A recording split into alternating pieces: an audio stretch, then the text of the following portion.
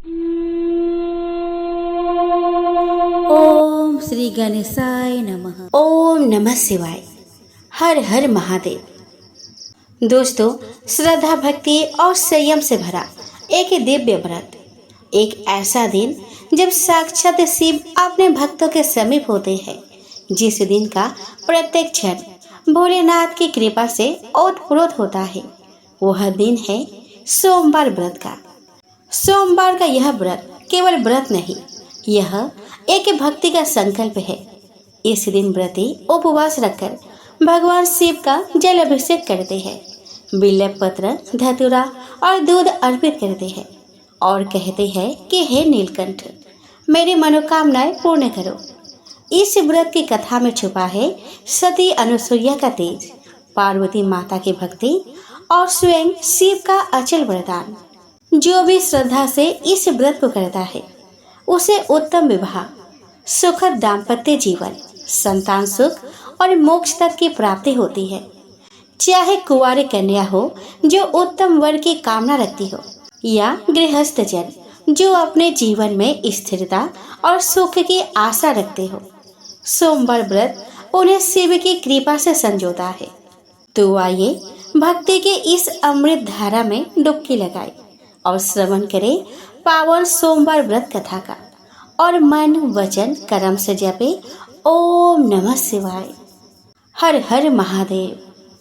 दोस्तों, आर्या व्रत में चित्रवर्मा नाम से प्रसिद्ध एक राजा थे। वे दुष्टों को दंड देने के लिए यमराज के समान समझे जाते थे। वे धर्म मर्यादाओं के रक्षक, कुमार्गगामी पुरुषों को दंड देकर राह पर लाने वाले, समस्त यज्ञों का अनुष्ठान करने वाले और शरणार्थियों को रक्षा करने में समर्थ थे। भगवान शिव और विष्णु में उनकी बड़ी भक्ति थी।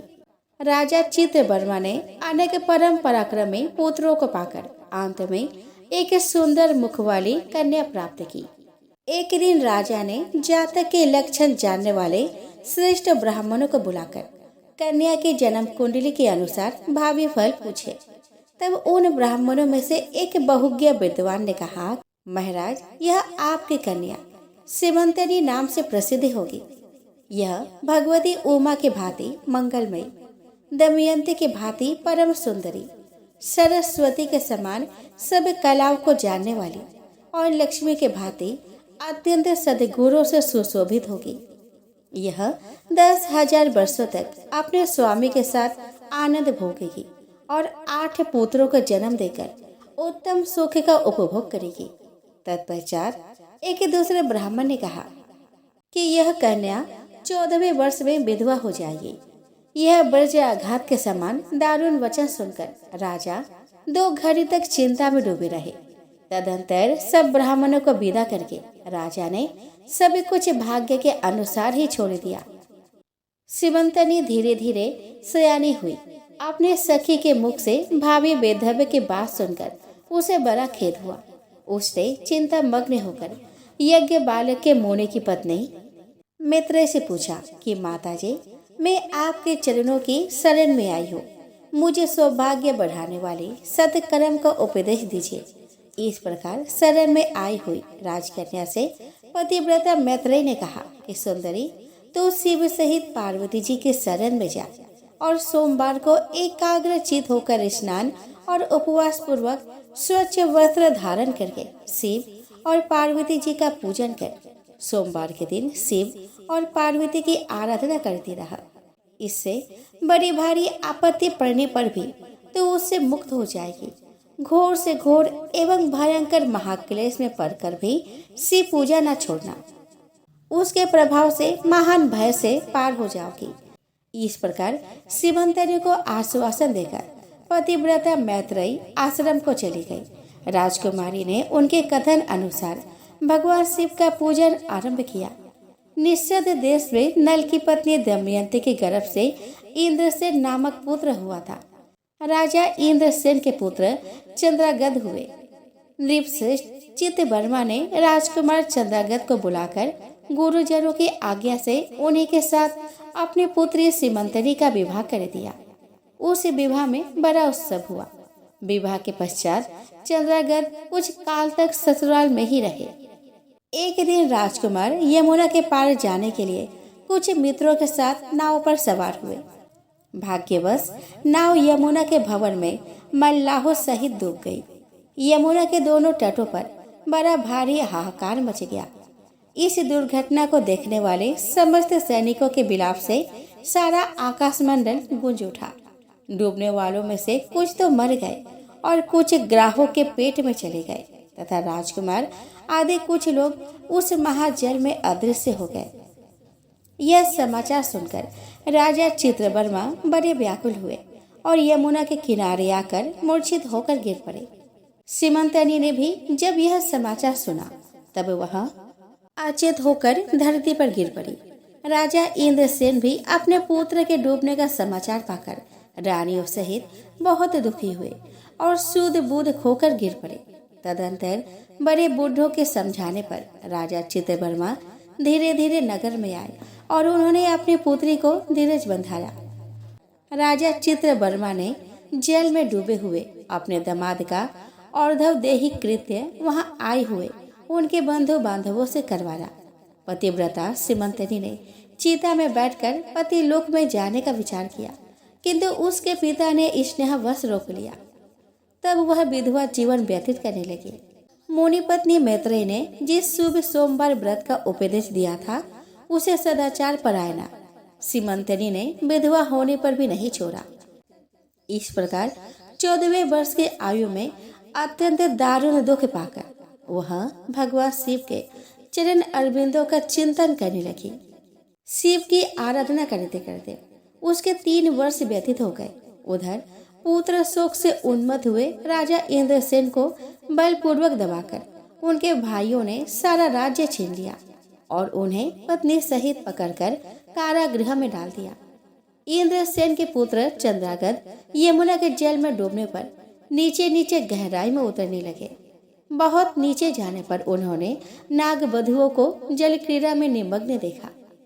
राजकुमार को देखकर वे सभी विस्मित हुई और उन्हें पाताल लोक में ले गई। वह चंद्रागद ने तक्षक नाग के परम अद्भुत रमणीय नगर में प्रवेश किया एवं इंद्र भवन के समान मनोहर एक सुंदर महल देखा, जो बड़ी बड़ी रत्नों की प्रकाशमान किरणों से उद्दीप्त हो रहा था।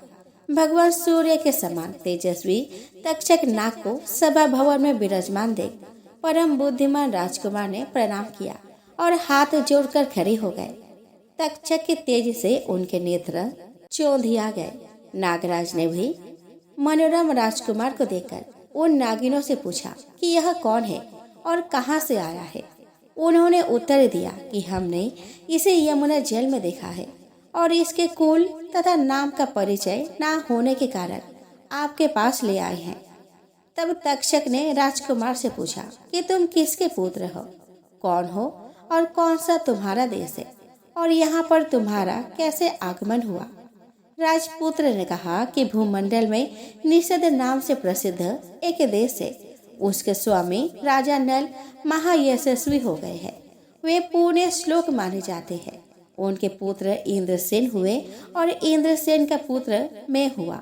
मेरा नाम चंद्रागद है। मैं अभी नूतन विवाह करके ससुराल में ही टिका था और यमुना जी के जल में विहार करता हुआ दैव की प्रेरणा से डूब गया। ये नाग पत्नियां मुझे आपके पास ले आई हैं। जन्मांतर के उपार्जित पुण्य के प्रभाव से यहाँ मैंने आपके चरण अरविंदों का दर्शन किया है। आज मैं धन्य हूँ। मेरे माता पिता कृतार्थ हो गए क्योंकि आपने दया करके मेरी ओर देखा और मुझसे वार्तालाप किया।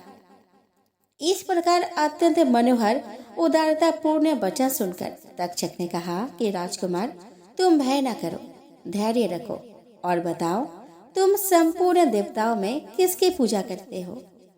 राजकुमार ने कहा कि जो संपूर्ण देवों में महादेव कहे जाते हैं उन्हीं विश्वात्मा उमापति भगवान शिव की मैं पूजा करता हूँ, जो विधाता के भी विधाता, कारण के भी कारण और तेजों में सर्वोत्कृष्ट तेज है। वे भगवान शिव मेरी परम गति है, जो अत्यंत निकट होकर भी पाप से दूषित चित्त वाले पुरुषों के लिए बहुत दूर है तथा जिनके तेज की कोई सीमा नहीं है, जो अग्नि, भूमि, वायु, जल और आकाश में स्थित है।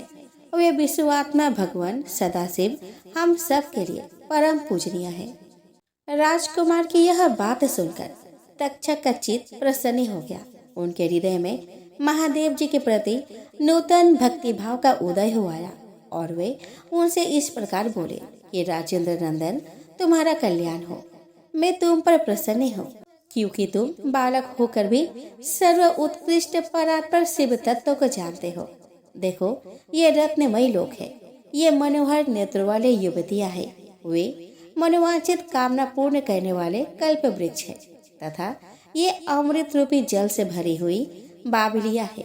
यह मृत्यु का दारुण भय नहीं है। बुढ़ापा और रोग से यहाँ किसी को पीड़ा नहीं होती।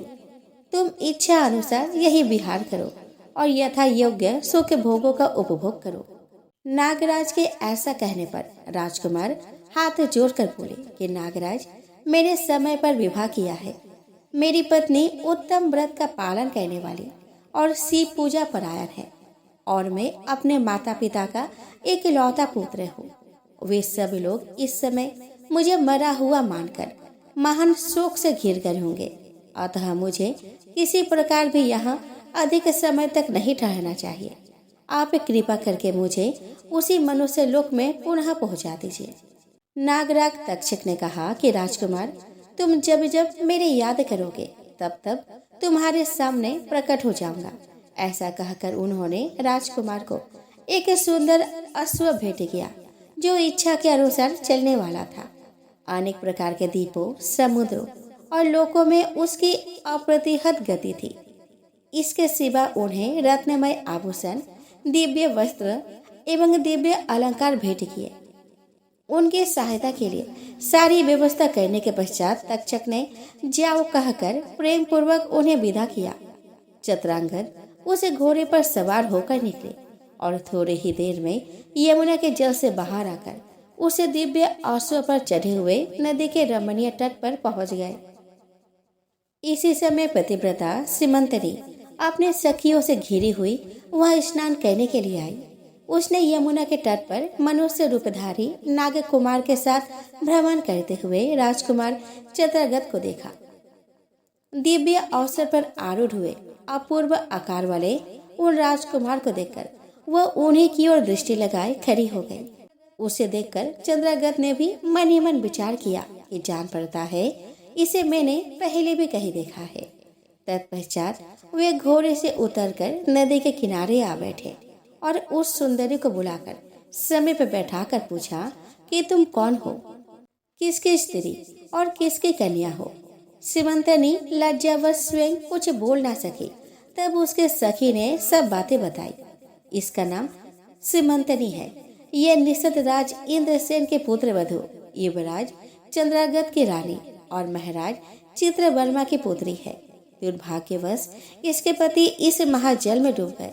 इससे बेदबे का दुख प्राप्त करके यह बाला शोक से सूखती जा रही है।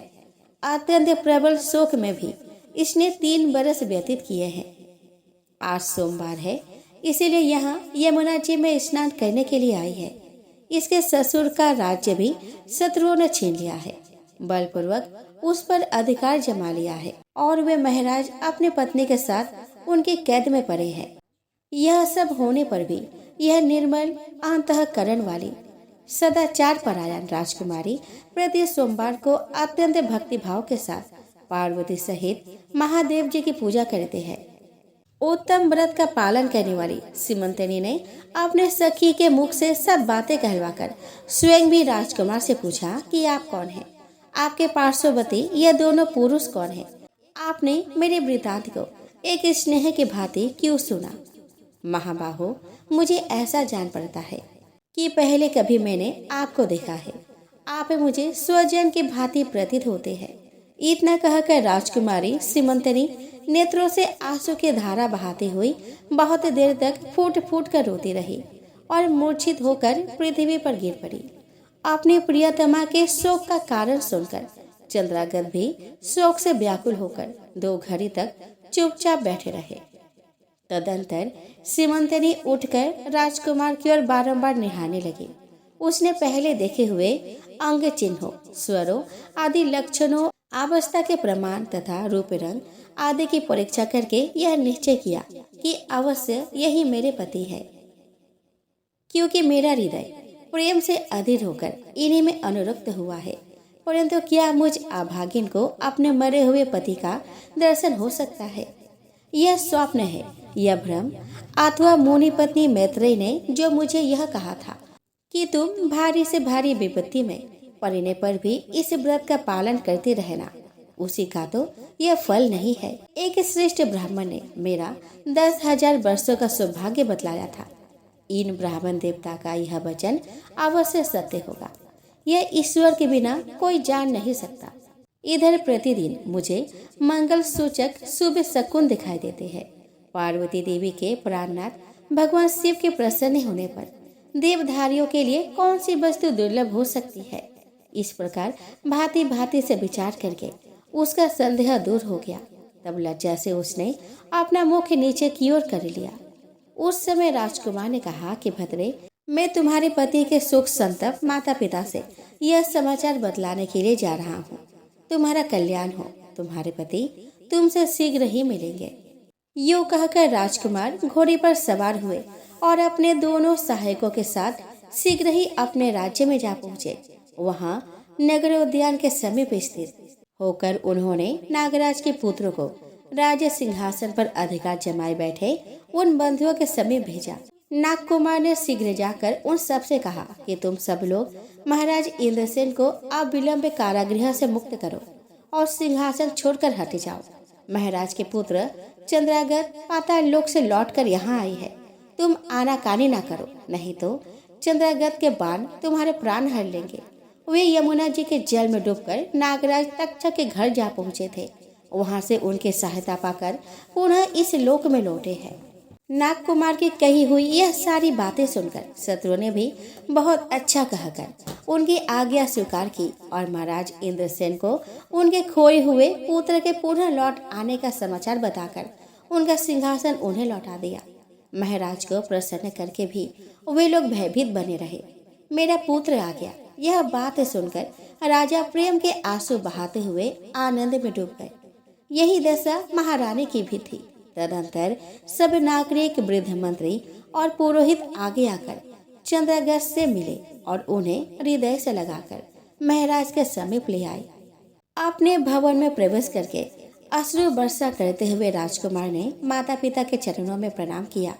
चरणों में पड़े हुए पुत्र को उठाकर राजा ने अश्रुसिक्त हृदय से लगा लिया। फिर क्रमशः सब माताओं को प्रणाम करके उनका आशीर्वाद ले राजकुमार पूरे वासियों से मिले और उन्होंने सबके यथायोग्य सम्मान दिया। पुनः सबके साथ राजसभा में बैठकर अपना सब वृतांत पिता से निवेदन किया और नागराज तक्षक से मित्रता होने की भी बात बतलाई। राजकुमार का चरित्र देख और सुनकर राजा इंद्रसेन हर्ष से विह्वल हो उठे। उन्होंने अपने मन में यही माना कि मेरी पुत्र वधु ने भगवान महेश्वर की आराधना करके इस अनुपम सौभाग्य का अर्जन किया है। निषद राज ने यह मंगलमय वार्ता दूतों के द्वारा महाराज चित्रवर्मा को भी कहला दी।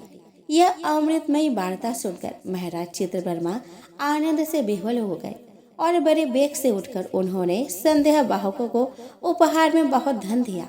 फिर अपने पुत्र को बुलाकर उन्होंने उसे वैधव्य के चिन्हों का परित्याग करवाया और उसे नाना प्रकार के आभूषणों से विभूषित किया। तत्पश्चात समूचे राष्ट्र के गांव और नगर आदि में बड़ा भारी उत्सव हुआ और सब लोगों ने राजकुमारी सीमंतनी के सदाचार की बड़ी प्रशंसा की। चित्रवर्मा ने इंद्रसेन के पुत्र चंद्रागत को बुलाकर सीमंतनी को उनके साथ विदा कर दिया। चंद्रागत ने तक्षक के घर से लाए हुए रत्न आदि आभूषणों के द्वारा, जो मानव मात्र के लिए अत्यंत दुर्लभ है, अपनी पत्नी को अलंकृत किया। तपे हुए सुवर्ण के समान सुशोभित 40 कोस तक जाने वाली सुगंध से युक्त दिव्य अंगराग से सीमंतनी की बड़ी शोभा हो रही थी। कमल के केसर के समान रंग वाले कल्प वृक्ष के पुष्पों से बनी हुई और कभी न कुमिलाने वाली माला भी सती सीमंतनी की शोभा बढ़ा रही थी।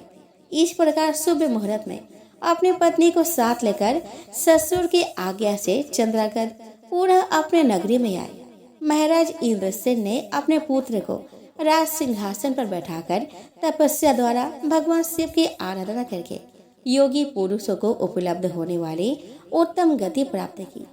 राजा चंद्रागत ने अपने धर्मपत्नी सीमंतनी के साथ 10,000 वर्षों तक नाना प्रकार के विषयों का भोग किया। उन्होंने 8 पुत्रों एवं 1 कन्या को जन्म दिया। सीमंतनी प्रतिदिन भगवान महेश्वर की पूजा करती हुई अपने स्वामी के साथ सुखपूर्वक रहने लगी। उसने सोमवार के व्रत के प्रभाव से अपना खोया हुआ सौभाग्य प्राप्त कर लिया। शौनक जी बोले कि हे महाभाग सूर्य जी, आप सर्वज्ञ है। हे महामते, आपके कृपा प्रसाद से मैं बारंबार कृतार्थ हुआ। इस इतिहास को सुनकर मेरा मन अत्यंत आनंद में निमग्न हो रहा है।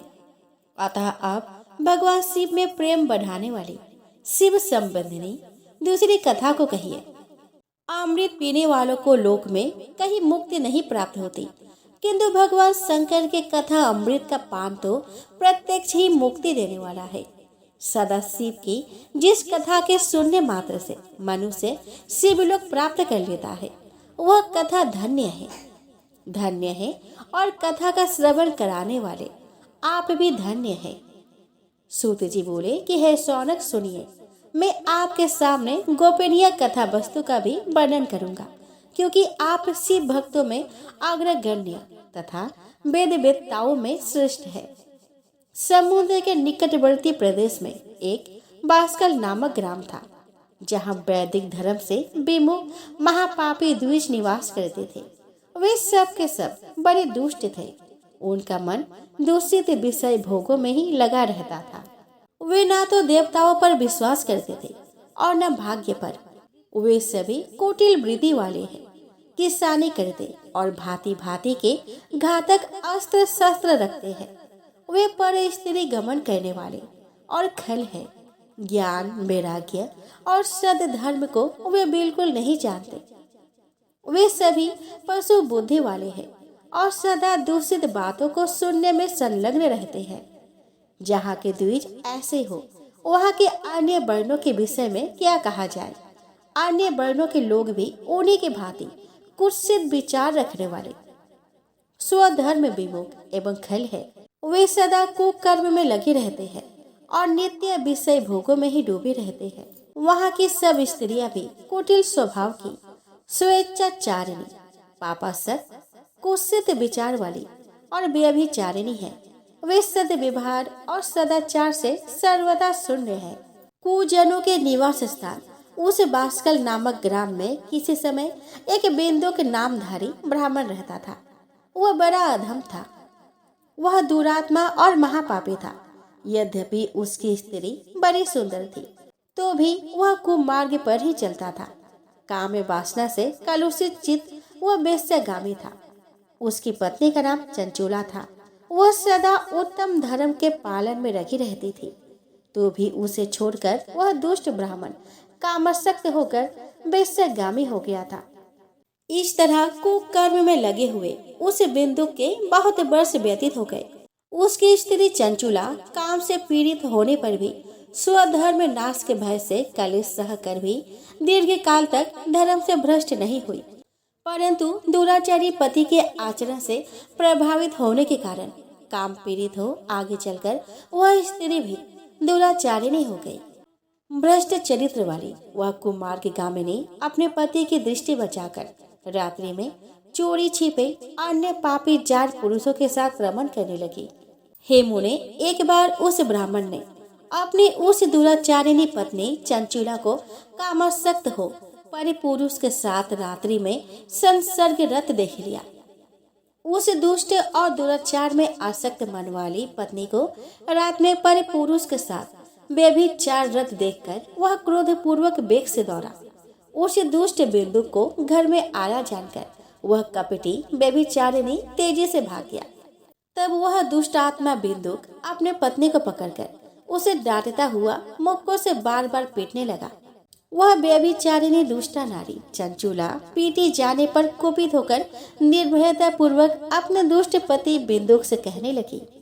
चंचूला बोली कि मुझ पति परायण युवती पत्नी को छोड़कर आपको बुद्धिवश प्रतिदिन वेश्या के साथ इच्छा अनुसार रमन करते हैं।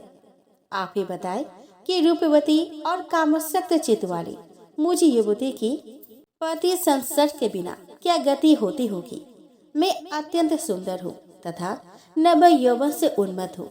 आपके संसर्ग के बिना व्यथित चित्त वाली मैं कामजन्य दुख को कैसे सह सकती हूँ। सूत जी बोले कि उस स्त्री के इस प्रकार कहने पर बिंदुक कहने लगा। बिंदुक बोला कि काम से व्याकुल चित होकर तुमने यह सत्य ही कहा है। हे प्रिय, तुम भय त्याग दो। मैं जो तुमसे हित की बात कहता हूँ उसे सुनो। तुम निर्भय होकर नित्य पर पुरुष के साथ संसर्ग करो। उन्हें संतुष्ट करके उनसे धन खींचो। वह सारा धन वेश्या के प्रति आसक्त मन वाले मुझको दे दिया करो। इससे तुम्हारा और मेरा दोनों का ही स्वार्थ सिद्ध हो जाएगा। सूत जी बोले कि पति का यह वचन सुनकर उसकी पत्नी चंचुला ने प्रसन्न होकर उसकी कही बात मान ली। उन दोनों दुराचारी पति पत्नी ने इस प्रकार समझौता कर लिया तथा वे दोनों निर्भय चित्त से कुकर्म में लीन हो गए। इस तरह दुराचार में डूबे हुए उन मूढ़ चित्त वाले पति पत्नी का बहुत सा समय व्यर्थ बीत गया। तदंतर शूद्र जातीय वेश्या का पति बना हुआ वह दूषित बुद्धि वाला दुष्ट ब्राह्मण बिंदु समय अनुसार मृत्यु को प्राप्त हो नरक में जा पड़ा। बहुत दिनों तक नरक के दुख भोगकर वह मूढ़ बुद्धि पापी विंध्या पर्वत पर भयंकर पिशाच हुआ। इधर उस दुराचारी पति बिंदु के मर जाने पर वह मूढ़ हृदया चंचूला बहुत समय तक पुत्रों के साथ अपने घर पर ही रही। इस प्रकार प्रेम पूर्वक कामासक्त होकर जारों के साथ विहार करती हुई उस चंचूला नामक स्त्री का कुछ यौवन समय के साथ ढलने लगा। एक दिन दैवयोग से किसी पुण्य पर्व के आने पर वह स्त्री भाई बंधुओं के साथ गोकर्ण क्षेत्र में गई। तीर्थ यात्रियों के संग से उसने भी उस समय जाकर किसी तीर्थ के जल में स्नान किया। मेला देखने की दृष्टि से बंधु जनों के साथ यत्र तत्र घूमने लगी। घूमती घामती किसी दैव मंदिर में उसने एक दैविक ब्राह्मण के मुख से भगवान शिव की परम पवित्र एवं मंगलकारिणी उत्तम पौराणिक कथा सुनी। कथावाचक ब्राह्मण कह रहे थे कि जो स्त्रियां पर पुरुष के साथ व्यभिचार करती है वे मरने के बाद जब यमलोक में जाती है तब यमराज के दूत उनके योनि में तपे हुए लोहे का परीख डालते हैं। पौराणिक ब्राह्मण के मुख से यह वैराग्य बढ़ाने वाली कथा सुनकर चंचूला भय से व्याकुल हो वह कांपने लगी। जब कथा समाप्त हुई और लोग वहां से बाहर चले गए तब वह भयभीत नारी एकांत में शिव पुराण की कथा बाँचने वाले उन ब्राह्मण से कहने लगी। चंचूला ने कहा कि ब्राह्मण, मैं अपने धर्म को नहीं जानती थी, इसलिए मेरे द्वारा बड़ा दुराचार हुआ है। स्वामी, इसे सुनकर मेरे ऊपर अनुपम कृपा करके आप मेरा उद्धार कीजिए। हे प्रभु, मैंने मूढ़ बुद्धि के कारण घोर पाप किया है। मैंने कामांध होकर अपनी संपूर्ण युवा अवस्था व्यभिचार में बिताई है। आज वैराग्य रस से ओतप्रोत आपके इस प्रवचन को सुनकर मुझे बड़ा भय लग रहा है। मैं कांप उठी हूँ और मुझे इस संसार से वैराग्य हो गया है। मुझे मूढ़ चित्त वाली पापिनी को धिक्कार है। मैं सर्वथा निंदा के योग्य हूँ।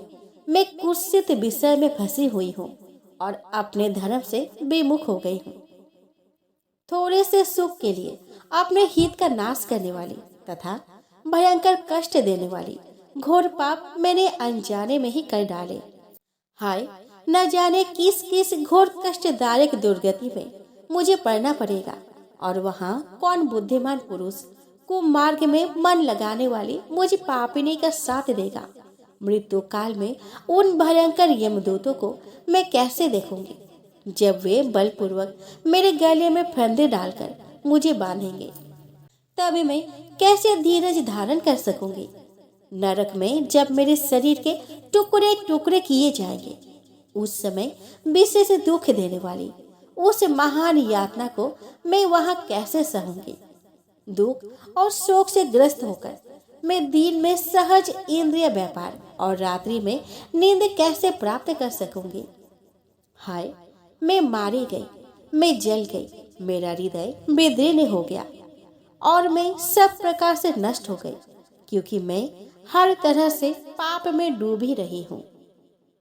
हाय विधाता, मुझे पापिनी को अपने हठात ऐसी दुर्बुद्धि कैसे दे दी, जो सभी प्रकार का सुख देने वाले स्वधर्म से दूर कर देती है।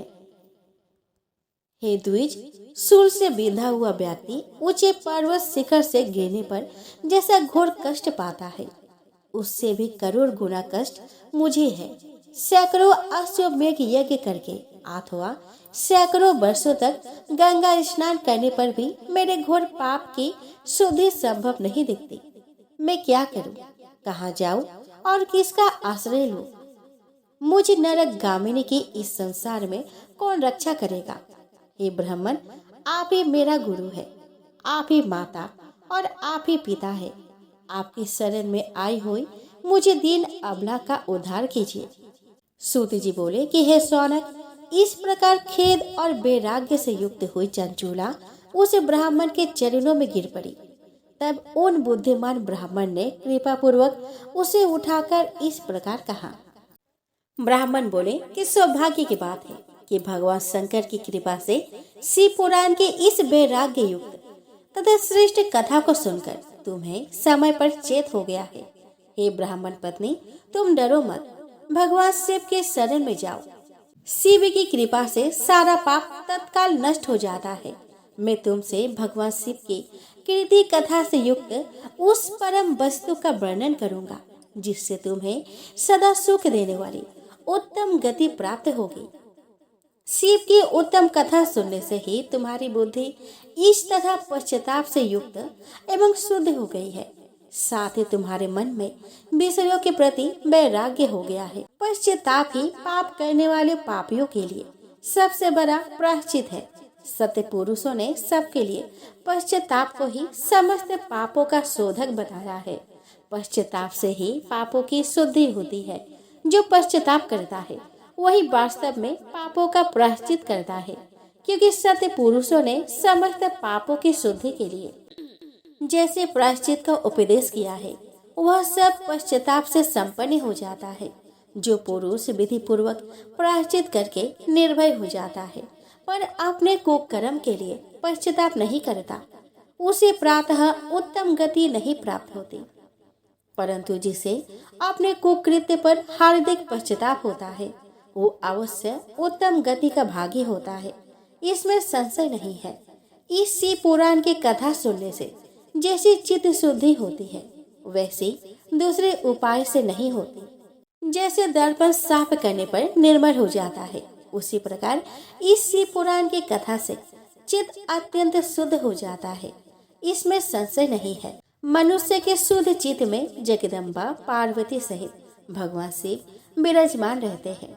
इससे वह विशुद्ध आत्मा पुरुष श्री सांबे सदा शिव के परम पद को प्राप्त होता है। इस प्रकार यह कथा रूपी साधन सभी प्राणियों के लिए उपकारी है और इसी कारण महादेव जी ने इसको आग्रह पूर्वक प्रकट किया है। इस कथा से भगवान उमापति का ध्यान सिद्ध हो जाता है। उस ध्यान से परम ज्ञान और उससे मोक्ष की प्राप्ति निश्चित होती है।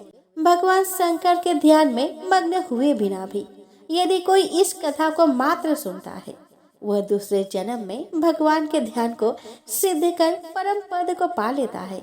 इस कथा के श्रवण से भगवान शंकर के ध्यान को प्राप्त कर पश्चाताप करने वाले पापी पुरुष सिद्धि को प्राप्त हो गए हैं। इस उत्तम कथा का श्रवण समस्त मनुष्य के लिए कल्याण का बीज है।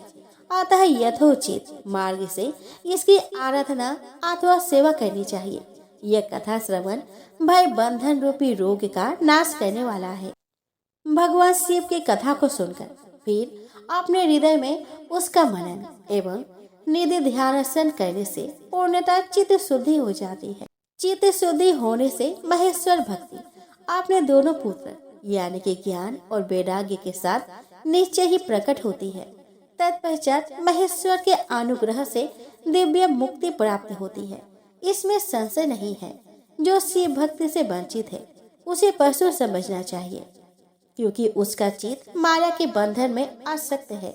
वह निश्चय ही संसार बंधन से मुक्त नहीं हो पाता। हे ब्राह्मण पत्नी, इसीलिए तुम विषयों से मन को हटा लो और भक्ति भाव से भगवान शंकर की इस परम पावन कथा को सुनो। परमात्मा शंकर की इस कथा को सुनने से तुम्हारे चित्त का शुद्धि होगी और उससे तुम्हें मोक्ष की प्राप्ति हो जाएगी। निर्मल चित्त से भगवान शिव के चरण बिंदु का चिंतन करने वालों की एक ही जन्म में मुक्ति हो जाती है। यह मैं तुमसे सत्य सत्य कहता हूँ। सूत जी बोले कि शौनक इतना कहकर वे श्रेष्ठ शिव भक्त ब्राह्मण मौन हो गए। उनका हृदय करुणा से आर्द्र हो गया था।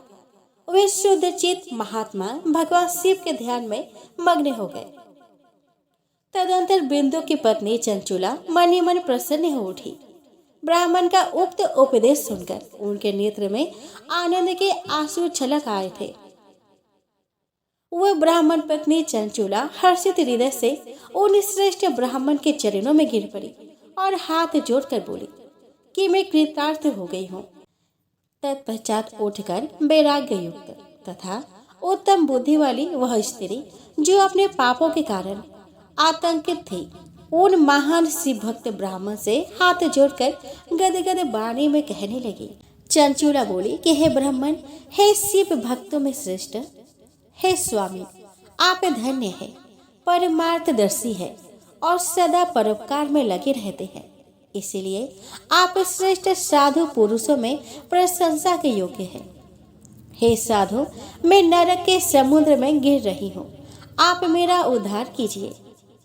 पौराणिक अर्थ तत्व से संपन्न जिस सुंदर शिव पुराण की कथा को सुनकर मेरे मन में संपूर्ण विषयों से वैराग्य उत्पन्न हो गया है, उसी इस शिव पुराण को सुनने के लिए इस समय मेरे मन में बड़ा ही श्रद्धा हो रही है। सूत जी बोले कि ऐसा कहकर हाथ जोड़कर उनका अनुग्रह पाकर चंचुला उस शिव पुराण की कथा को सुनने की इच्छा मन में लिए उन ब्राह्मण देवता की सेवा में तत्पर हो वह रहने लगी। तदंतर शिव भक्त में श्रेष्ठ और शुद्ध बुद्धि वाले उन ब्राह्मण देवता ने उसी स्थान पर उस स्त्री को शिव पुराण की उत्तम कथा सुनाई। इस प्रकार उसे गोकर्ण नामक महाक्षेत्र में उन्हीं श्रेष्ठ ब्राह्मण से उसने शिव पुराण की वह परम उत्तम कथा सुनी जो भक्ति, ज्ञान और वैराग्य को बढ़ाने वाली और मुक्ति देने वाली थी। उस परम उत्तम कथा को सुनकर वह ब्राह्मण पत्नी अत्यंत कृतार्थ हो गई। उन सद्गुरु की कृपा से उसका चित्त शीघ्र ही शुद्ध हो गया। भगवान शिव के अनुग्रह से उसके हृदय में शिव के सगुण रूप का चिंतन होने लगा। इस प्रकार सद्गुरु का आश्रय लेकर उसने भगवान शिव में लगी रहने वाली उत्तम बुद्धि पाकर शिव के सच्चिदानंदमय स्वरूप का बारंबार चिंतन आरंभ किया। वह प्रतिदिन तीर्थ के जल में स्नान करके जटा और बलकर धारण करने लगी और समूची देह में भस्म लगाकर रुद्राक्ष के आभूषण धारण करने लगी। वह भगवान शिव के नाम जप में लगी रहती थी। संयमित वाणी और अल्प आहार करके गुरु के बताए मार्ग से वह शिव जी को प्रसन्न करने लगी। ये शौनक, इस प्रकार शंभु का उत्तम ध्यान करते हुए उस चंचुला का बहुत सा समय बीत गया। तत्पश्चात समय के पूर्ण होने पर भक्ति, ज्ञान और वैराग्य से युक्त हुई चंचुला ने अपने शरीर को बिना किसी कष्ट के त्याग दिया। इतने में ही त्रिपुर शत्रु भगवान शिव का भेजा हुआ एक दिव्य विमान द्रुत गति से वहां पहुंचा, जो उनके अपने गरुड़ से संयुक्त और भांति भांति के शोभा साधनों से संपन्न था। चंचुला उस विमान पर आरूढ़ हुई और भगवान शिव के श्रेष्ठ पार्षदों ने उसे तत्काल शिवपुरी पहुंचा दिया। उसके सारे मन भूल गए थे। वह दिव्य रूप धारिणी दिव्यांगना हो गई थी। उसके दिव्य अवयव उसकी शोभा बढ़ाते थे। मस्तक पर अर्ध चंद्र का मुकुट धारण किए वह गौरांगी देवी शोभाशाली दिव्य आभूषणों से विभूषित थी। वहां पहुंचकर उसने त्रिनेत्रधारी महादेव जी को देखा। ब्रह्मा, विष्णु आदि देवता उन सनातन शिव की सेवा कर रहे थे।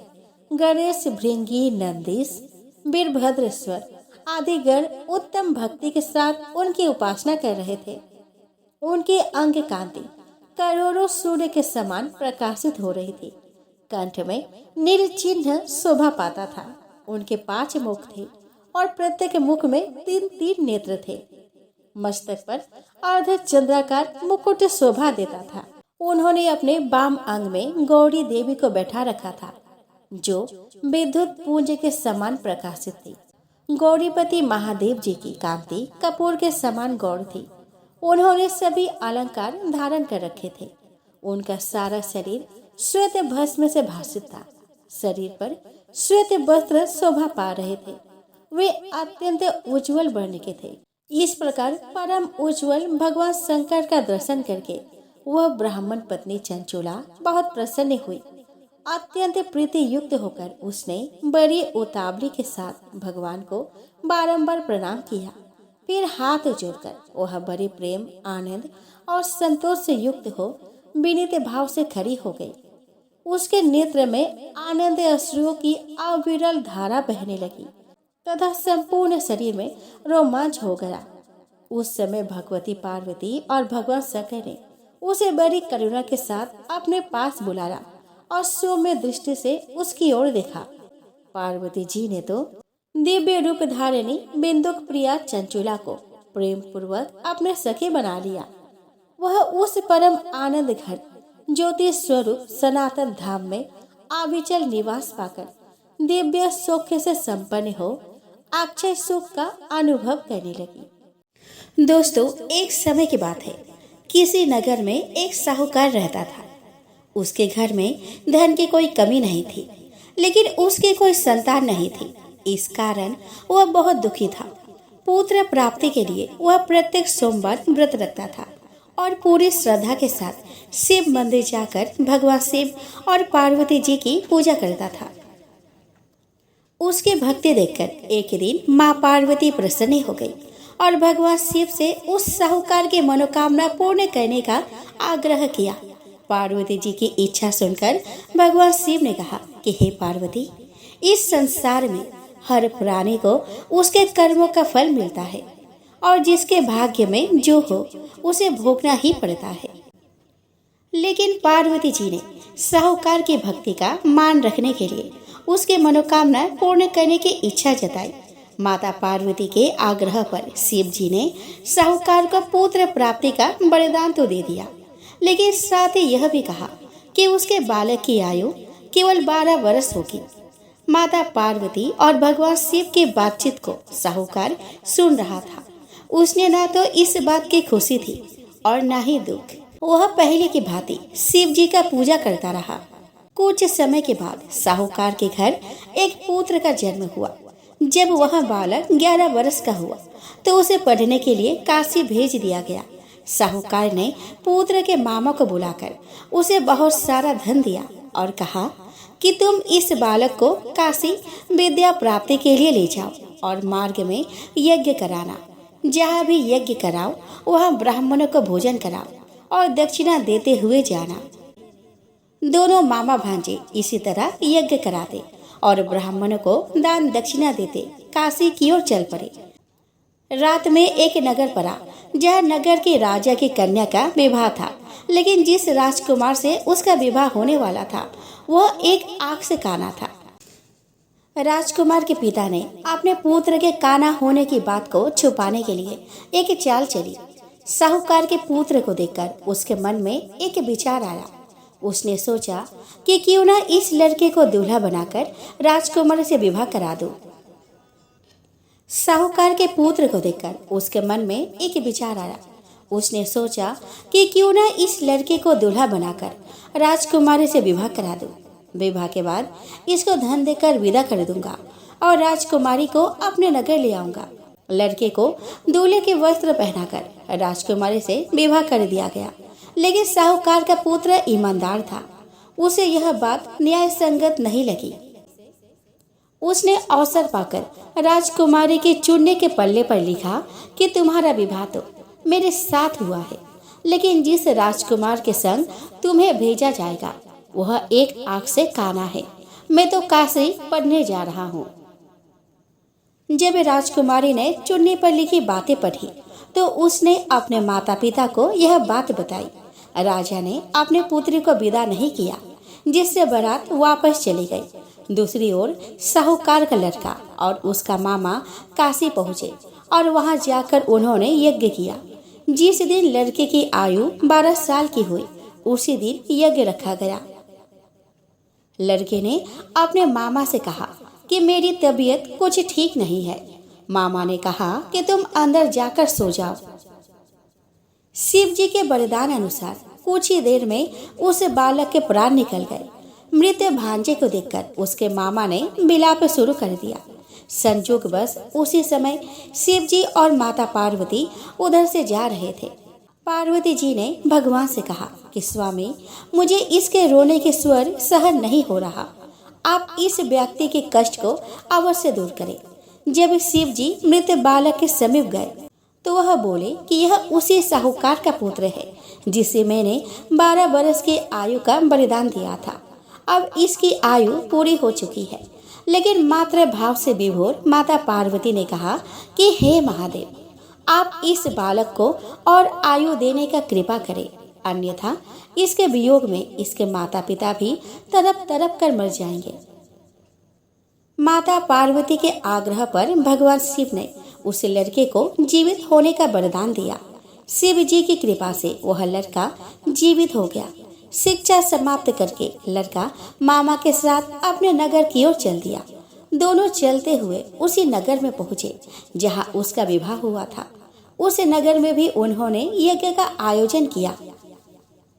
उस लड़के के ससुर ने उसे पहचान लिया और महल में ले जाकर उसकी खातिरदारी की और अपनी पुत्री को विदा किया। इधर साहूकार और उसकी पत्नी भूखे प्यासे रहकर बेटे की प्रतीक्षा कर रहे थे। उन्होंने प्रण कर रखा था कि यदि उन्हें अपने बेटे की मृत्यु का समाचार मिला तो वह भी प्राण त्याग देंगे। परंतु अपने बेटे के जीवित होने का समाचार पाकर वह बेहद प्रसन्न हुए। उसी रात भगवान शिव ने व्यापारी के स्वप्न में आकर कहा कि हे सृष्टि, मैंने तेरे सोमवार के व्रत करने और व्रत कथा सुनने से प्रसन्न होकर तेरे पुत्र को लंबे आयु प्रदान की है। इसी प्रकार जो कोई सोमवार व्रत करता है या कथा सुनता या पढ़ता है, उसके सभी दुख दूर होते हैं और समस्त मनोकामनाएं पूर्ण होती है।